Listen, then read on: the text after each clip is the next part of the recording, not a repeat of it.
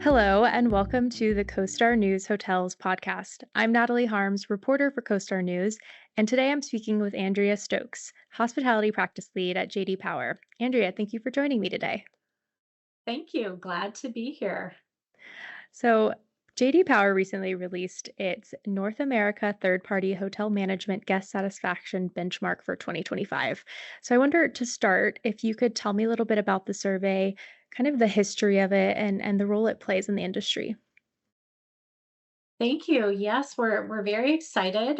This was I think our sixth publication of the benchmark for third-party hotel management companies. So we the first benchmark I think was 2020, and I had started at JD Power just a few months before that. So 2019, actually about 6 months before the pandemic hit, but was really excited to take a look at what JD Power had been doing in measuring guest satisfaction, hotel guest satisfaction for almost 3 decades, and taking that and trying to figure out how we could serve more of the industry with all of the insights that our data and our reporting have for the hotel industry. So, and because we collect so much guest feedback across branded hotels, so I think we typically have about 100 hotel brands that we cover in our large scale hotel guest satisfaction study. Because it's so large and we have such a large data set of guests on an annual basis. So when we look at that, we can sort of not only look at the brand, of course, but we also know the exact property where the guest stayed. We do ask the guest who is taking our survey to select the property. We get that data from CoStar, and we make sure that the guest is selecting the property and the brand. Because we have the property information, that's how we know who the operator is. We know who, if it's chain managed or a franchise that might be third party managed. So we're able to take a look at that and then do roll ups of the data to the management company level.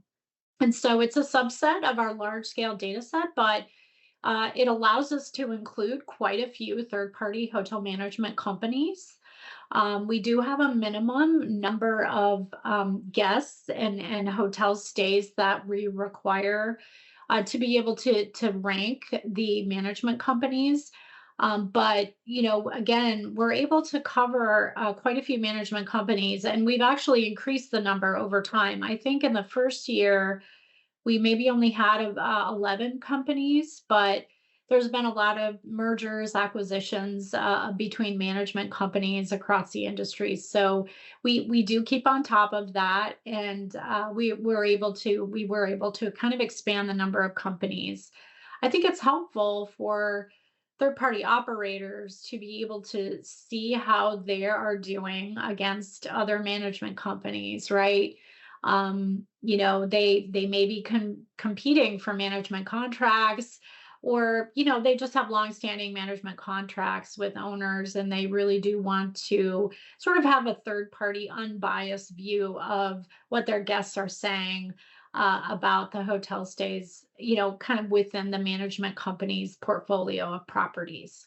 Mhm. Yeah, I think it's very interesting the kind of really crucial role that hotel management companies play, and it's so behind the scenes. The normal traveler does not know the intricacies and the nuances of how the hotel industry works. So it does seem like this is kind of rare data, would you say, to really be able to benchmark these third party companies? Absolutely. And, we know that, of course, the third party operators really are hiring the staff. They are, managing the revenue. They are, trying to put heads in beds. They are working with the owner to make sure they're doing, the owner's investing in maintenance and, furnishings and just sort of right keeping those capital investments to make sure the property stays up to date.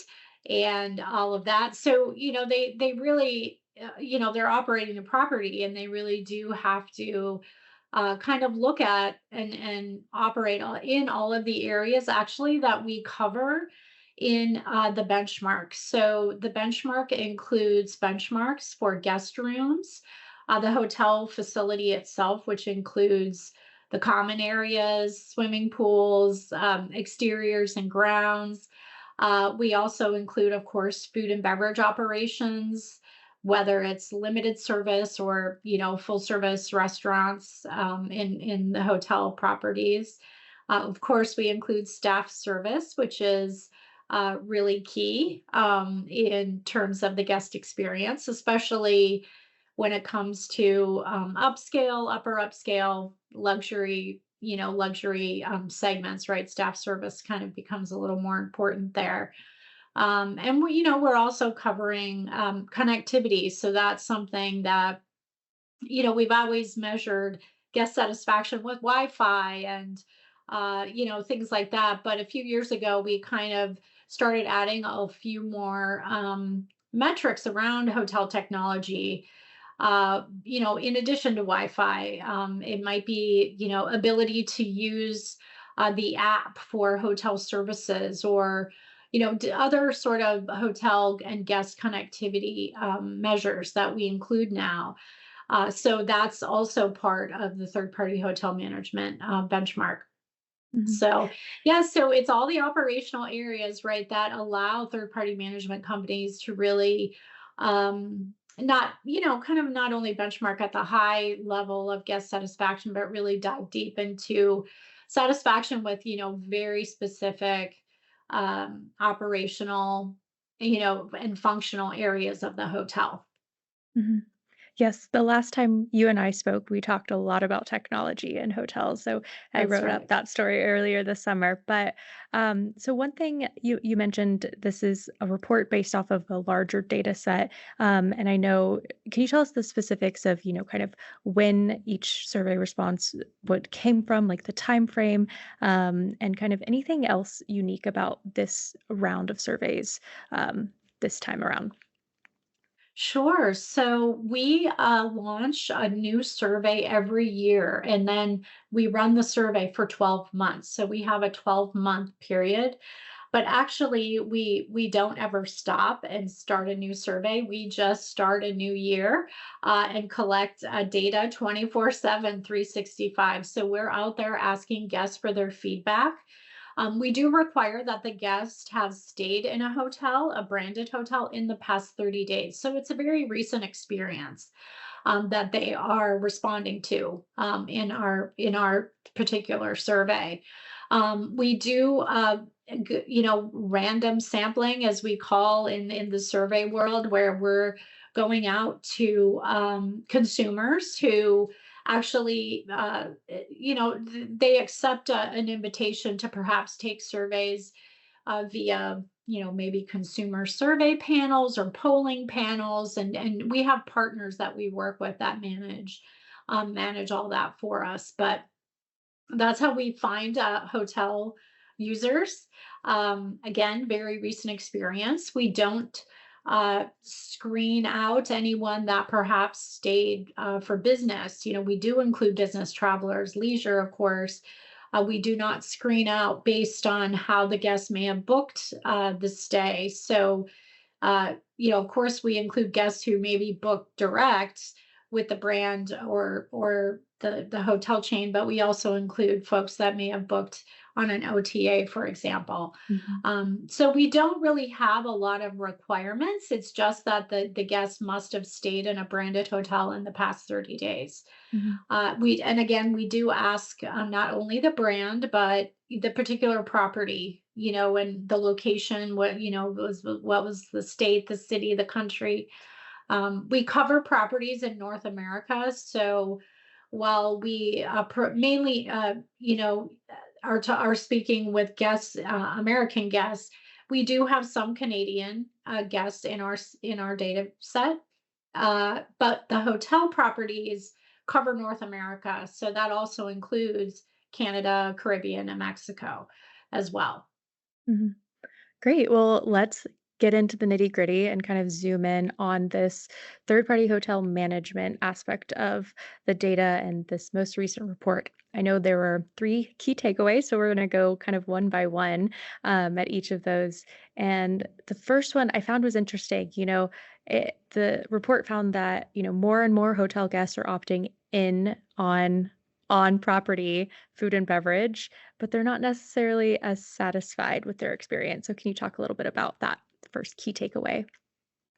Yeah, so that's very interesting.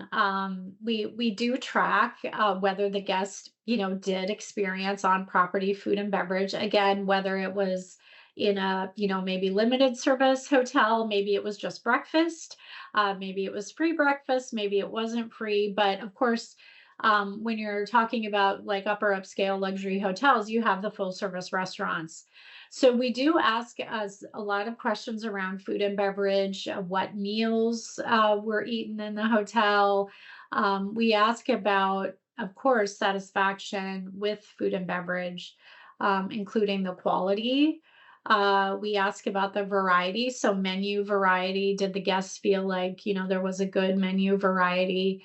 We ask about ambiance of the dining or restaurant area. We ask about presentation of food and beverage, and then we also ask about service provided in the by wait staff or in the restaurant or dining area as well. So it kind of all adds up to the picture for food and beverage. I think as we came out of the pandemic, and many people were traveling, their demand was very high. I think it just was natural that more guests would actually experience on property food and beverage. So that's the good news. But on the opposite side, right, prices have gone up. So not only room rates, but prices at I think at restaurants, whether you're in a hotel or even if you just go out to a restaurant, I think we've all seen the cost of eating out go up over the past few years. And that just, when that happens, right, I think hotel guests have higher expectations. When you're paying more, you expect more. And you expect, a better food, better service, right? Maybe higher quality food, that kind of thing. So there's a lot of opportunities for hotels that have food and beverage operations to think about that. And we all know it's hard to keep costs down these days. The price of everything is going up. The price of supplies, I realize, and food that might need to be procured by hotels is going up. But there's an opportunity, I think, for hotels to think about how to maybe think about service or training or just providing an elevating that experience for the guest to again kind of you have to perform against those higher expectations that guests might have. Mhm. Yeah, and it's a great point, too, that, uh, as some of these costs, which can be affected by, government policy, I guess is how we'll phrase Right, that, right, it's important to know that some of this data did come from like, post-tariff when tariffs started being discussed, this is already happening, so, right. I think that's a good point to make, and unfortunately, the effect will probably continue in the wrong direction for at least when it comes to pricing of materials. Mhm. Yeah. So I know kind of in the same vein, the second takeaway of hotel facility maintenance, maybe not necessarily living up to people's expectations either. So let's talk a little bit about the hotel facilities maintenance, which was the second takeaway, and that did include the grounds of the hotel, pools, fitness centers, laundry areas. So yeah, let's talk a little bit about the what the feedback was about these aspects of the hotel. So I think in the past, I think the past few years as we came out of the pandemic, when we've released the third party hotel management guest satisfaction benchmark, we've talked about the importance of owners getting back to those investments after putting them off during COVID, understandably. But once we kind of were out of the pandemic, it was time, right, to get back to those maintenance items, maybe things that were put off, whether they were needed small investment or maybe larger capital investment, maybe complete renovation, who knows? But we did kind of talk about that in the past few years about the importance of that. So yeah, so we kind of see fluctuating feedback from guests on their perception of hotel properties and whether they're being maintained. And of course we ask about common areas and those again probably take a little more investment, but we continue to ask about that. We not only ask about maintenance and those types of things, but we ask sort of what's your general feeling in the lobby or the common area? Do you feel like it's modern and up to date or not? And generally we tend to get lower scores on whether hotel guests think they're seeing maybe a modern lobby.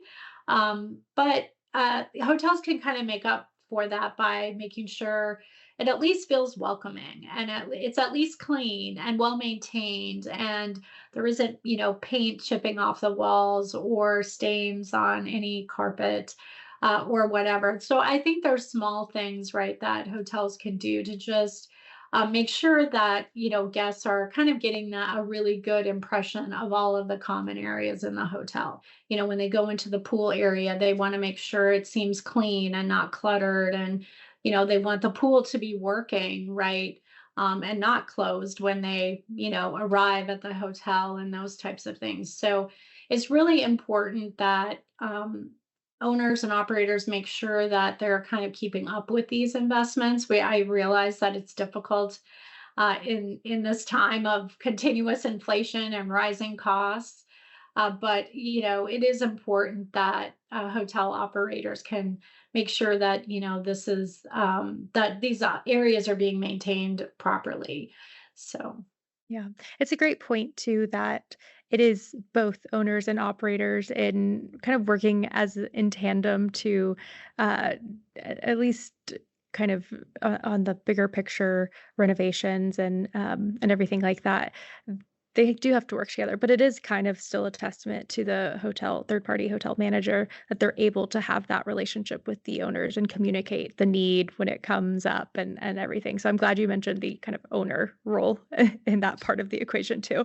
Absolutely. And our benchmark does allow our subscribers to really prioritize. So again, we realize it's not possible to make every investment all the time or spend have expenses on different things in this time of again rising costs and it's getting more difficult, right? But we are allowed to we do allow our subscribers to really see what's the priority, what has the most impact on guest satisfaction.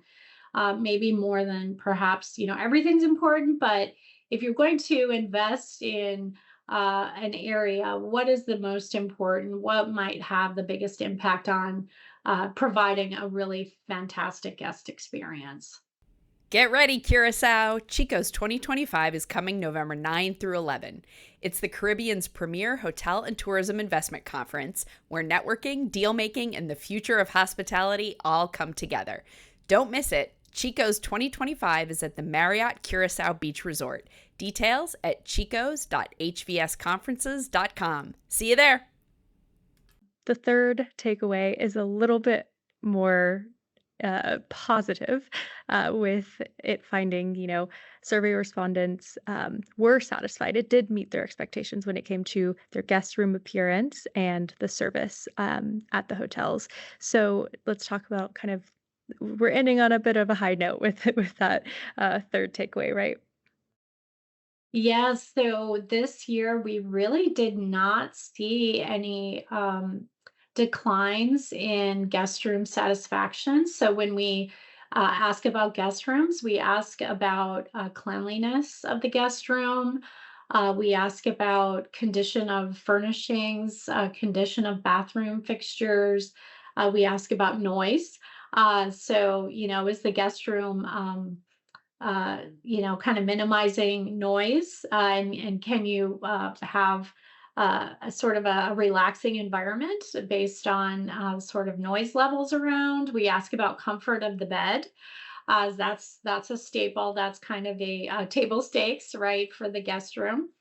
So we asked quite a few areas of the guest room, but this year we really actually didn't see any big declines anywhere. I think things are generally steady. I think coming out of the pandemic, things had to kind of improve again, but no real concerns there. I think hotel properties are doing a great job maintaining guest rooms and making sure the guest rooms are clean and that kind of thing. Staff service is always a highlight. It's again, when you get into upper upscale and luxury hotels, staff service kind of has is a much bigger contributor to overall guest satisfaction than maybe when you're talking about mid scale or upper mid scale, right?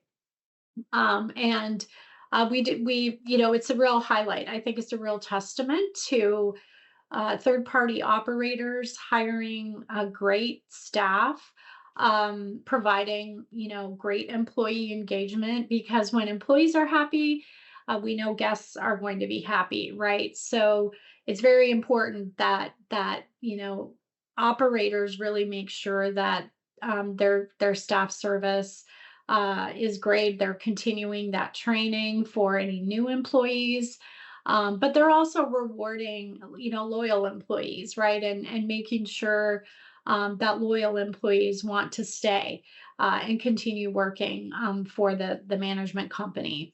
So I think when you see staff service scores in our study going up, or being pretty positive, like you said, it's a testament to, I think, hotel operators and how they're managing their teams and their employees. So it's great. It's great news there. Yeah, I think it's extra encouraging since labor challenges are pretty constant in the industry, Right. it's good to know that kind of from the guest experience, that area overall isn't suffering, and for as hard as it is to kind of recruit and retain for hotel companies, it's paying off. Absolutely. And definitely, again, much better these past couple of years versus when we were just coming out of the pandemic. So, Yeah. yeah. Okay, great. Well, I know a big aspect of the report is kind of looking at some of the third-party hotel management top performers, and I, we don't have to go into the details of who's on the list and where they're on the list, but what should everyone know about the kind of that ranking, and what should their key takeaways be? Sure. So I mentioned at the beginning about how we've been able kind of over time to include more third party operators in the benchmark, which is great. We do have a minimum threshold. So the operator must be managing 14,000, at least 14,000 rooms, branded hotel rooms. So that's kind of our minimum. So we are covering really the largest third party management companies. We know there's a lot of smaller companies out there, um, but we can really only cover the largest companies so that we're able to have enough guests, in the data set for each one of those companies. We look at statistical validity. We're JD Power. We're the voice of the customer, and we're a third party, unbiased view of many, many industries, not just hospitality. But we do have a lot of, very specific statistical and quality assurance requirements that we do apply to all of the work that we do at JD Power, and that's no different here. So we have that minimum threshold of 14,000 rooms under management. But obviously we've seen consolidation in the past few years, management companies, merging, maybe acquisitions going on. So I think that's kind of how some of the companies have become larger Mhm. over the past few years, and we're able to include more companies in our benchmark. But I will say, size does not relate at all to necessarily the guest feedback and the ranking.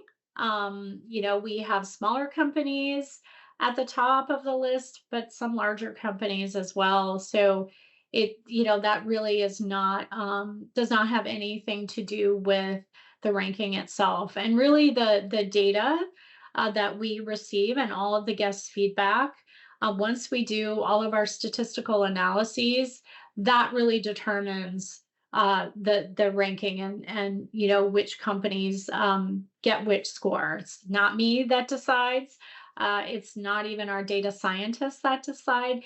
They just analyze the data, and then we put that data through statistical analysis and all of that. And then we create the JD Power score, index score for overall satisfaction. We use regression models to do that. I don't want to get in too much into the weeds there, but again, we have a lot of rigor around the ranking itself. So, Mhm. Yes. Well, I am still relatively fresh off of our hotel data conference, so all of the numbers and right. all of the stats are fresh in my We're all mind. about But numbers, right? yes, we love numbers. Well, this has been great. I wonder, any final thoughts on kind of how hotel managers should, take these results and what they should really learn from this year's report. Absolutely. Again, I think it's a good way to, if you're thinking about making investments, in the near future or even more distant future, it's really a good way to see, okay, what to prioritize when it comes to the guests. What do guests want? What kind of can boost overall satisfaction and boost the guest experience? How, where to prioritize. If we were going to invest a chunk of money into X, then how does that, how will that improve the guest experience, and what kind of impact will it have? So I think it's useful, from that perspective. I think it's also, and we talked about hotel staff. It's useful to kind of see, how staff service is being viewed by guests. Because if you're thinking about employees or training, you can kind of take the results and say, okay, maybe we need a little bit of training in this area or that area, in terms of how staff might be engaging with the guest, or even personalizing the hotel stay with the guest, which is also something that we measure in the benchmark. So it's important. I think it's useful. We always are looking for feedback from the industry, of course. We always look for ways to improve it.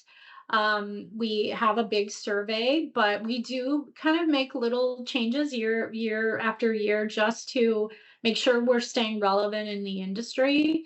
For example, in 2026, we actually have added a couple questions around our guests using AI to search for hotels and research hotels. We've added a question about using online chat to make reservations, for example. So just, questions kind of that we want to remain relevant, right? And even if something is maybe really new, and not, maybe not a huge trend yet, we like to start measuring it now so that we can sort of follow that trend year after year as it might grow, and become more important to the industry over time.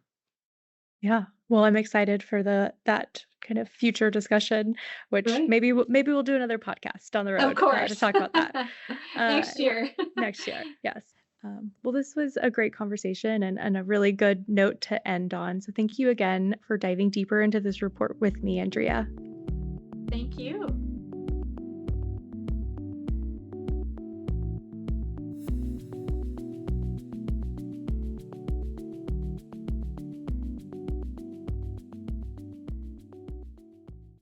Hi, I'm STR's Isaac Colazo. And I'm co-stars Jan Freitag. And together we are the data geeks behind Tell Me More, a hospitality data podcast work. Every month, we bring you a fresh take on the latest hotel data, insights into the travel trends behind that performance, and the big picture topics you should be thinking about. And we also don't mind getting into some good-natured disagreement from time to time. Hey, when Isaac and I start talking data together, anything can happen, and it usually does. Subscribe to the podcast on Apple Podcasts, Spotify, or wherever you like to listen.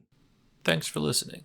This episode of the CoStar News Hotels podcast was recorded September 5th, 2025 by Natalie Harms and edited by Brian Roden. Look for this and more at costar.com/hotelnews.